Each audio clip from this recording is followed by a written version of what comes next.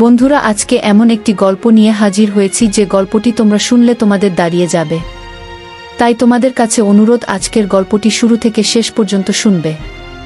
আরেকটি কথা বলি, তোমরা যারা এখনো আমার চ্যানেলটি সাবস্ক্রাইব করো নাই, জলদি করে চ্যানেলটি সাবস্ক্রাইব করো। তাহলে চলো বন্ধুরা, বেশি কথা না বলে এই ঘটনাটি প্রথম থেকেই শুরু করি। আমি 15 বছরে একটা তরুণীয় মেয়ে ছিলাম। সবে আমি উঠন্ত বয়সে পা দিয়েছিলাম। আমি আমার ঘরে একা একা ঘুমাতাম, যাতে আমার কোনো কাজ করতে বিধা না হয়। একদিন আমারে দেখাশোনা করতে আমার মামা ঘরে এলেন। তারপর থেকে আমার প্রচুর অসুবিধা হতে শুরু হলো। আমি আমার মামার থেকে লুকিয়ে আমার কাজকর্ম চালিয়ে যেতাম। একদিন মামা আমাকে হাতে নাতে ধরে ফেললেন। আমার তো যেন প্রাণটা বেরিয়ে গেল। তারপর মামা বললেন, তোমার এত পরিশ্রম করার কি দরকার ছিল? আমি তো আছি। এতটুকু কথা বলে মামা আমাকে।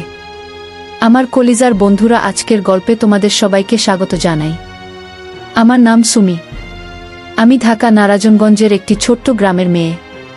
আমার বাবা কৃষি কাজ করেন, আর মা অন্যের বাড়িতে কাজ করেন।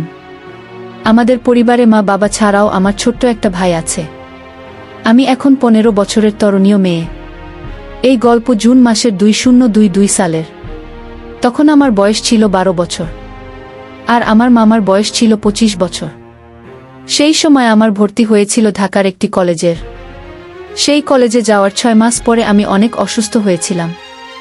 ডাক্তারের কাছে চেক আপ করাতে গিয়ে আমি জানলাম আমার একটা কিডনি খারাপ হয়ে গেছে। এখন আমার ভালো খাওয়া দাওয়া আর চিকিৎসার দরকার ছিল। তাই আমি বাড়ি ফিরে এলাম। কলেজের পড়াশোনা মাঝপথেই আমি ছেড়ে দিলাম। বাড়ি ফিরতেই পরিবারের লোকজন বলল, যদি তোমার শরীর এভাবে খারাপ থাকে তাহলে পড়াশোনা করো না। আমি এতটাই রোগা হয়ে গিয়েছিলাম যে মনে হচ্ছিল আমার কোনো বড় রোগ হয়েছে। আমি আমার বাবা মাকে বললাম, ওখানকার খাবার আমার একদম ভালো লাগতো না, হজম হতো না। তখন বাবা বললেন, ঠিক আছে, তুমি অন্য কোথাও গিয়ে থেকে দেখো। যদি ওখানকার পরিবেশ পছন্দ হয় তাহলে ভালো, না হলে ফিরে এসো। তুমি বাড়ি থেকেই পড়াশোনা করো। আমি আর ফিরতে চাইছিলাম না, কিন্তু দাদু বাবাকে বললেন, যদি ওর পড়াশোনা ওখান থেকে ঠিকঠাক চলে তাহলে ওর মাকে ওর সঙ্গে পাঠিয়ে দাও। ওর মা ওকে দেখাশোনা করবেন। তখন বাবা মাকে বললেন, তুমি মেয়ের সঙ্গে কলেজে চলে যাও, ওখানেই থাকো। কিন্তু মা যেতে রাজি হলেন না। বললেন, ওখানে ওর মামা থাকে, ওকে ওর মামার কাছে পাঠিয়ে দাও।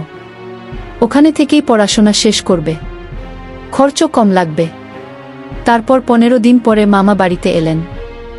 বাবা আমাকে মামার সঙ্গে নারায়ণগঞ্জে পাঠিয়ে দিলেন। এখন আমি আমার মামার ঘরে থেকে পড়াশোনা করব। সকালের নাস্তা করে 9টার দিকে কলেজে যেতাম। দুপুর 1টায় খেতে ফিরতাম, আর রাতের খাবার হতো প্রায় 9:00টায়। দিনগুলো ভালোই কাটছিল আমার। মাঝে মধ্যে মামার সঙ্গে বাজারে যেতাম পিৎজা, বার্গার, ঝাল মুড়ি খেতে। আর আমার মামার ফ্ল্যাটে ফ্রি ওয়াইফাই এর লাইন ছিল। তাই আমি কখনো কখনো আমি ঘরে বসে অনলাইনে পড়াশোনা করতাম। আমার সবকিছু ভালোই চলছিল। পরের 6 মাস পর্যন্ত মামার সম্পর্কে আমার মনে কোনো বিশেষ ভাবনা আসেনি। একদিনের কথা, আমি ছাদে ঘুরছিলাম। তখন আমার মামার ফ্ল্যাটের পাশে ছাদে একজন কাকু একটা মেয়ের সঙ্গে গোল্লাছুট খেলছিলেন। এটা দেখে আমার মনেও কিছু অদ্ভুত অনুভূতি জাগল। ঠিক তখনই আমার মামার কথা মনে পড়ল। আর সেই মুহূর্ত থেকে আমার মনের দৃষ্টিভঙ্গি বদলে গেল। এরপর থেকে আমি মামার ফ্ল্যাটে বেশি সময় কাটাতে লাগলাম। একদিন মামাকে বললাম, মামা, আমার কিছু নতুন জামা কাপড় কিনতে হবে, চলো বাজারে যাই। মামা রাজি হলেন, বললেন, ঠিক আছে, সন্ধ্যায় যাব। পরের দিন আমরা বাজারে গেলাম। বাসে করে গিয়ে পৌঁছাতে মামা কিছু নিজের জন্য জামা কিনলেন। কিন্তু আমার ভেতরের জামা কিনতে হবে। মামার সঙ্গে থাকায় একটু দ্বিধা হচ্ছিল। আমি ভাবছিলাম কিভাবে বলবো। চুপ থাকা দেখে মামা বুঝে গেলেন, বললেন, সুমি, যা কিনতে চাও গিয়ে তুমি কিনে নাও। আমি এখানেই আছি, যাও এখন। আমার ওখানে যাওয়াটা ঠিক হবে না। আমি বললাম, না মামা, এমন কিছু না, তুমি আমার সঙ্গে চলো। মামা বলতে বলতে আমার কি হলো জানি না, আমি তাকে সঙ্গে নিতে বলে ফেললাম। আমার মামা গম্ভীরভাবে আমার দিকে তাকালেন। ভাবলাম রেগে যাবেন, কিন্তু আমার মামা কিছু বললেন না। চুপচাপ মামা দাঁড়িয়ে রইলেন। আমি ভেতরে গিয়ে প্রয়োজনীয় জামা কিনে ফিরলাম। তারপর আমরা বাসে উঠলাম। রাস্তাটা খারাপ ছিল, বাসটা একদিকে হেলে পড়ছিল। মামা নিজেকে সামলাতে আমার কোমরে হাত রাখলেন আর জোরে ধরলেন। তখনই আমার শরীরে যেন একটা ঝটকা লাগলো, সারা শরীরে শিহরণ ছড়িয়ে গেল আমার। আস্তে আস্তে আমার মামার হাত আরও কাছে এলো। হয়তো তিনিও কিছু অনুভব করছিলেন। আমারও মনের ভিতর অনুভূতিগুলো জেগে উঠল। মামা আমার দিকে তাকালেন। তার মুখে একটা আলাদা ভাব আর হালকা হাসি ছিল। আমি জিজ্ঞেস করলাম, মামা কি হলো মামা? তিনি বললেন, আরে তোমার জামা ছিঁড়ে গেছে।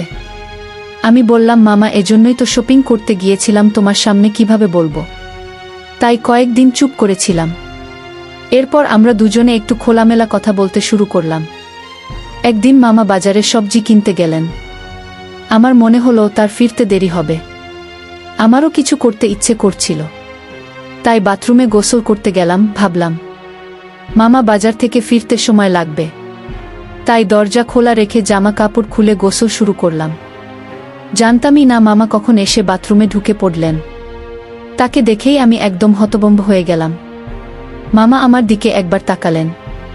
আমি কিছু বুঝে উঠতে পারলাম না। তাড়াতাড়ি তোয়ালে নিজেকে ঢেকে ফেললাম। খুব ঘাবড়ে গিয়েছিলাম। ভাবছিলাম মামা আমার সম্পর্কে কি ভাবছেন, কিভাবে তার মুখোমুখি হব, কিছুই বুঝতে পারছিলাম না। পরে জানলাম মামা টাকা নিতে ভুলে গিয়েছিলেন, তাই তাড়াতাড়ি ফিরে এসেছিলেন। আমি জামা পরে দ্রুত বাইরে চলে গেলাম। সন্ধ্যা হয়ে গেল, রাত 9টা বেজে গেল।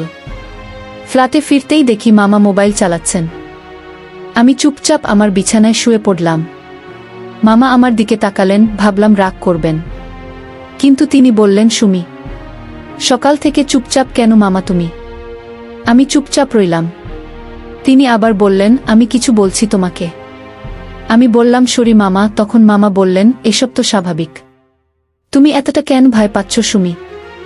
আমি বললাম, আমি খুব ভয় পেয়ে গিয়েছিলাম, তাই দুপুরে ঘরে আসিনি। মামা বললেন, পাগল হয়ে গেছো তুমি, এতে এত ভয় পাওয়ার কি আছে? তুমিই তো বলেছিলে শহরে এসব নাকি সাধারণ। তারপর বললেন, তোমাকে সপ্তাহে 3-4 বার এসব করতে হয়, যদি না পাও তাহলে এই কারণে এমন করছিলে। এতে তোমার মন ফ্রেশ হয়ে গেছে, পড়াশোনাতেও কোনো খারাপ প্রভাব পড়বে না।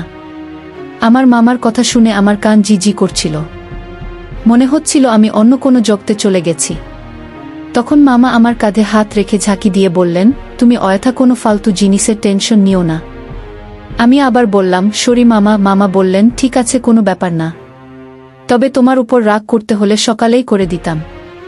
যখন তুমি ছাদ থেকে পাশের ছাদে ওসব দেখছিলে, আমি সব দেখেছি, কারণ আমি তোমার পিছনেই দাঁড়িয়েছিলাম সুমি। যাক গে, একটা বয়সের স্বাভাবিক। তারপর আমার মামা বললেন, সুমি, যদি খারাপ না লাগে একটা কথা জিজ্ঞেস করি তোমাকে। আমি বললাম, হ্যাঁ জিজ্ঞেস করো মামা। তুমি সপ্তাহে বাথরুমে কতবার এসব করো? আমি তৎক্ষণাৎ বললাম, মামা। মামা এটা কি জিজ্ঞেস করছো? তিনি বললেন, তুমি বলো না, শুধু কথা বলছি তো। আমি বললাম, না মামা, মনে খেয়াল এলে করি। তখন মামা জিজ্ঞেস করলেন, সুমি, আমাকে বলো, তুমি কি কখনো ঐশ করেছ? আমি ঘাবড়ে গেলাম, তবে এসব কথা বলতে আমার মজা লাগছিল, তাই বললাম, মামা তুমি কি সম্পর্কে জিজ্ঞেস করছো বলো। আমি কিছু বুঝলাম না মামা। তখন মামা বোঝালেন আমাকে, যেটা তুমি ছাদ থেকে দেখছিলে কালকে। আমি একটু বিভ্রান্ত হলাম, ভয়ও লাগছিল, তবুও স্বাভাবিক থাকার ভান করে হালকা হাসলাম। জানি না সেদিন এসব কি হচ্ছিল। মামা আবার জিজ্ঞেস করলেন, বলো না। আমি বললাম, মামা আমি এখনো সেসব করিনি। তিনি বললেন, তাই তো এসব করছো। যদি পড়াশোনায় মন দিতে চাও তাহলে সপ্তাহে 2-3 বার তো করতেই হবে, নইলে মনে চাপ থাকবে। এরপর মামাকে দেখার আমার দৃষ্টিভঙ্গি পুরো বদলে গেল। একদিন দুপুরে আমি ঝাড়ু দিচ্ছিলাম, মামা এসে পড়লেন। আমি দুপাটটা সরিয়ে রেখে ঝুঁকে মামার সামনে ঝাড়ু দিতে লাগলাম। ঝোঁকতেই আমার গলা দিয়ে একটা সুন্দর দৃশ্য দেখা যাচ্ছিল। আমি জেনে শুনে এভাবে ঝাড়ু দিতেছিলাম। মামার চোখ আমার উপর পড়তে আমার শরীরে যেন বিদ্যুৎ খেলে গেল। আমি মামাকে দেখছিলাম এভাবে 1 মিনিট চলল। তারপর আমার আর নিয়ন্ত্রণ হলো না। মামাও বুঝে গেলেন আমি তাকে কিভাবে দেখছিলাম। তিনি বাইরে চলে গেলেন। যাওয়ার সময় বললেন, সুমি নিজেকে একটু সামলাতে শেখো। আমি কিছু বলতে পারলাম না। তারপর একা একা নানান কথা ভাবতে লাগলাম। মামা আমার মন ভালো করে দিয়ে বাইরে চলে গেলেন। আমি কি করব? তাই নিজেই শুরু করে দিলাম। দেখলাম মামা দরজার আড়াল থেকে দেখছেন। বন্ধুরা, গল্পটি কেমন লাগতেছে? যদি ভালো লেগে থাকে ফুল গল্পটি শুনবে। আমি একবার দেখে নিলাম মামা এখানেই আছেন, লুকিয়ে আমাকে দেখছেন। তাই আমি দরজার সামনে সোজা হয়ে দাঁড়ালাম। একটা একটা করে জামা খুলতে লাগলাম, এদিক ওদিক করতে লাগলাম যাতে মামা সব ভালো করে দেখতে পান। কিছুক্ষণ পর আমি একটা কাপড় জড়িয়ে ঘুমিয়ে পড়লাম। ঘুম ভাঙতে আমি দেখি সন্ধ্যা হয়ে এসেছে। মামা তা নিয়ে এলেন।